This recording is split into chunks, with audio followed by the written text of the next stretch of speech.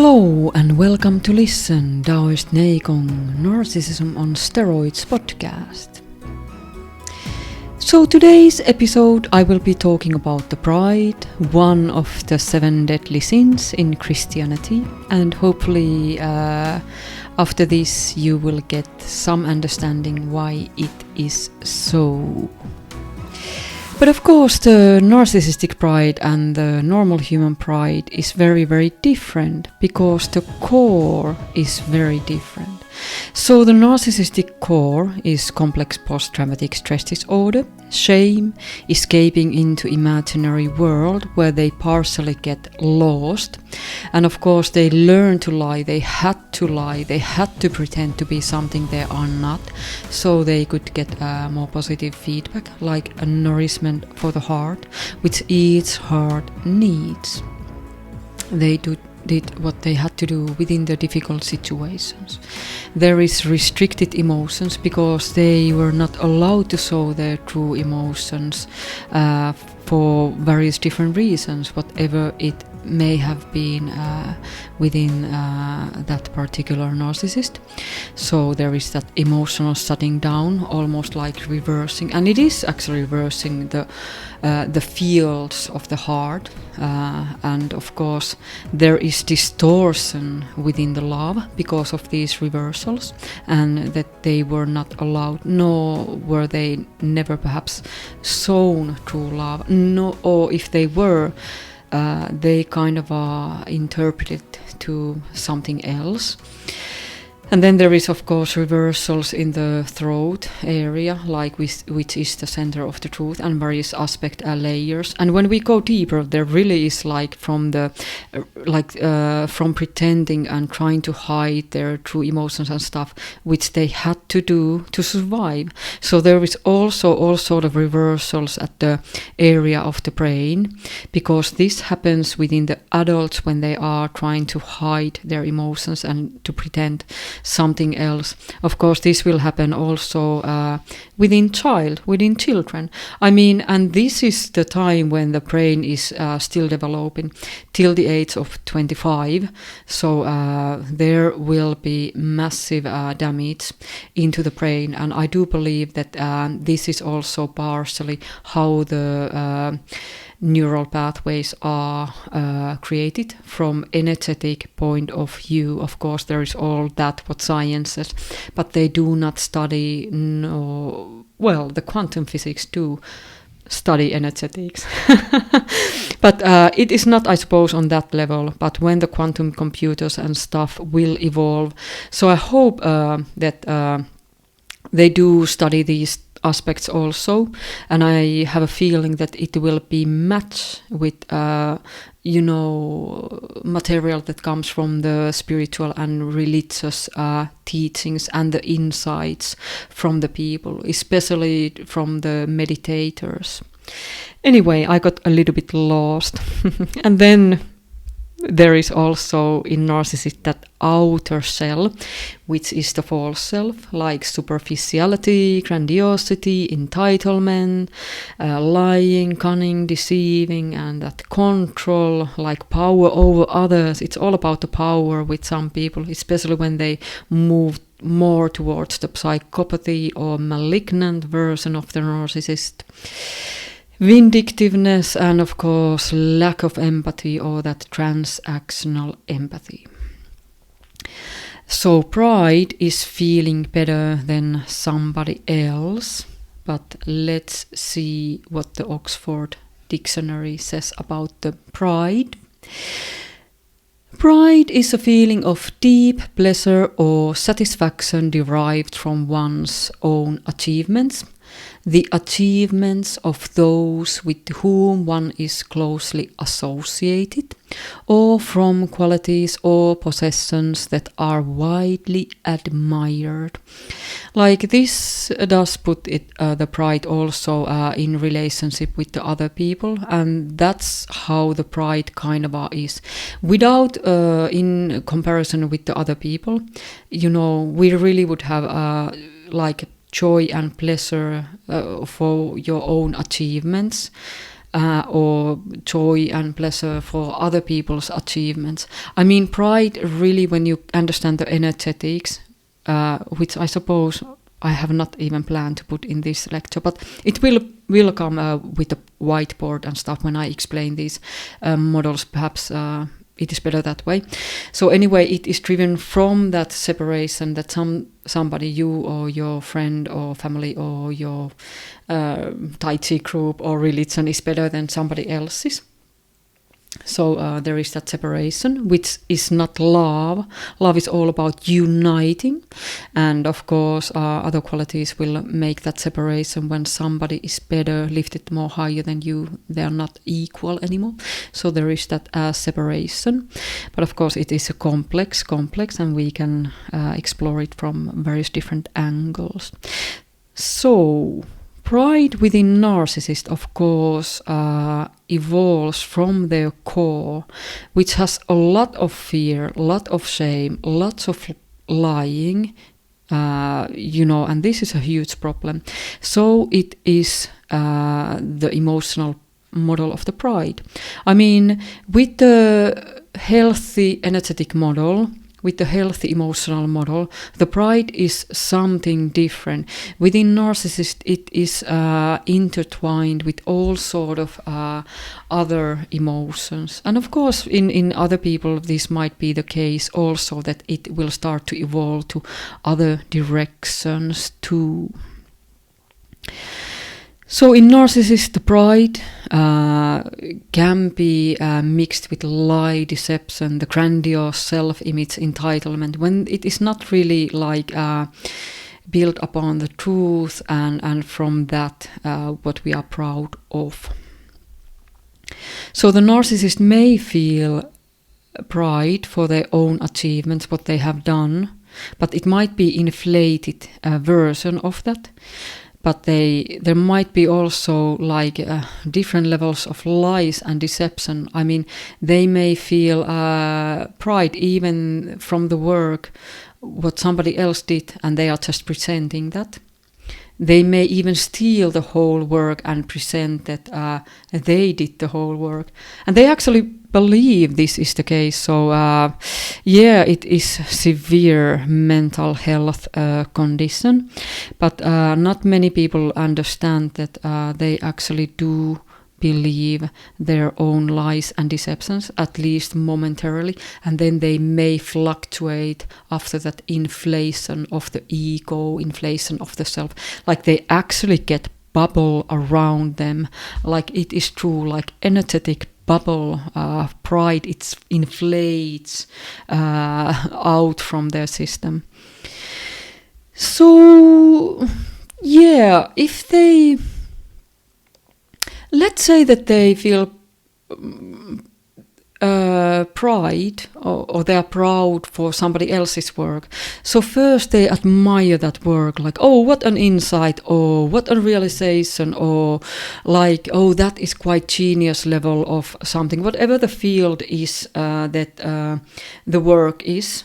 And they understand the value of that work. So they might actually feel pride for that work or admire, and it might be quite like, whoa, that's cool. So next step would be that this pride, admiration, what they feel inside, starts to shift to jealousy or envy. And of course, like I should be the one for having these sort of insights or stuff like that. And they might even become so arrogant and entitled, which are, some of the most well-known characteristics of the narcissist, that they believe they are deserving for that work. I mean, they may have given that child life, so of course they are entitled whatever work that child is doing, Or, perhaps they are a teacher and they taught that student, and of course they are entitled for that work. They are the only reason why that work came into being. Or it might be the colleague, and they may have helped this colleague various different ways. I mean, that's how work environments and systems are working, so they may feel entitled for the whole work and steal it. And they literally, after they have stolen, they feel the pride in them, like that it was their work, like they literally believe at this state that it was them all the time. All the rest, what really happened, the causation chain to that point, like all their negative emotions, first admiration, then the negativity, envy, jealousy creeping in, then anger, kind of a mix, I should be the one. And of course it's more complex. And then they do feel, oh well, I did that to this, and I can kind of see how it will or could affect to the project and stuff. And this is my work. I mean, it's mental for us, but it's kind of how they worked. I know I skipped few stages because the core is all about that spark in heart, boom, normal, healthy feeling. And of course then in childhood, because of the shaming or fear, threat, trauma, violence, what they may have witnessed from different levels, would have caused sinking of chi down, sinking of emotions down, fear down. And then all the other emotional models would have been put in place too, like restricted emotions. I mean, that will start to annoy, eventually harm, stress the liver, and all the other irritation, anger rates, bursts will start to come there. So it is all playing also when we are talking about the pride, especially if it is pride in relationship with the other people. This is why they become so extremely toxic. And if they don't steal your work, they will put you down for other ways. I mean, it might be verbal, it might be trying to sabotage your image in the eyes of the other people, it might be sabotaging your work also. I mean, in transmissions, people could do so much harm for another humans, if it would be like teaching Neigong, if it would be somebody who used to study with this person and he would start his own Neigong school. I mean, they could destroy, and they would destroy that work, and it would be very, very bad, and casualties always are involved when they are in this mode. Lack of empathy. They are very callous. We are talking about, I come from a cult basically, so we are really talking about malignant narcissists that are borderline with the psychopathy, but they do have that nervous core, like narcissistic core, so they are not really psychopath, although the actions are at time to time in line with that, but the inner model is not. So yeah, they could do all sort of stuff, and this is all because of this complex distortion and what happened and the learned models from the childhood and how it has been evolved. So when they steal your work, I mean, they literally are not taking just credit from your work. I mean, they literally believe that they are the reason that the work came into being, and they are entitled to that. And after a short while, they actually believe it was their work. The level of self-deception is masterful, really, in these people. So, of course, this inflation around them, the bubble, the false pride, it is a false pride. The reality is they had extremely bitter emotions, envy, jealousy towards another human being, and they did all sort of bad, evil things, stealing somebody's work, and on top of this, they might even try to destroy that person. Either fame, reputation, or even their work, even their health. I mean, this is not uncommon at all. Quite covert narcissist style, trying to actually even go that deep that one would be so envious, so vindictive, so rageful that they would actually start to plot a plan to destroy another person's health. We see this, but we will take various examples from the real world and from the Neikong world later on.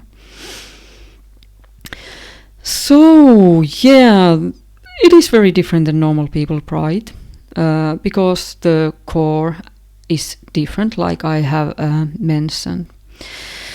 So it is like escaping into imagination world, getting lost there and denying truth fully and mixing that with the imagination and believing these to be real, like the false, this is how the false image comes. And of course, this is like masterful lie deception. They are pathological liars, but they don't necessarily understand this themselves because they are so deep in their own delusions. I mean, they do get those clearer moments that they kind of are deep into a little bit more reality, and they do get the understanding and small realizations of who they really are and their lies, deceptions, what they have been doing, betrayals. But it is too painful for them to face, so they kind of slip into their fantasy world, escape like they had to escape when they were a child. So of course, if you're studying a narcissistic Neikong teacher, they would say, Master, they are blinded when it comes to the truth. So the students that are following a narcissistic teacher are really following a blind man. And I can assure you, they do not want you to see the truth. And if you are getting to that direction, at least if you come from the school where I come from, I mean, I'm probably the example that they will try to do anything to get you distracted from the truth. They do not want another case like I am. They do not want you to see the truth or to do this sort of work, but I will encourage, please, walk towards truth first within you, accept only that which is truth, and you will start to see the truth within you, and after that you will progress of seeing truth from other people. Very, very simple, and like it has been taught by all great masters. So I think I did mention that about the 7 deadly sins and pride being one of them in Christianity, and this is because it is the doorway to all other harmful directions, like the arrogance arises from here, the entitlement arises here, and of course when people have these, they will do all sort of actions that are harmful for people around them, but also for themselves. And really the pride is the place where all the other negative and harmful like distortions will become in place.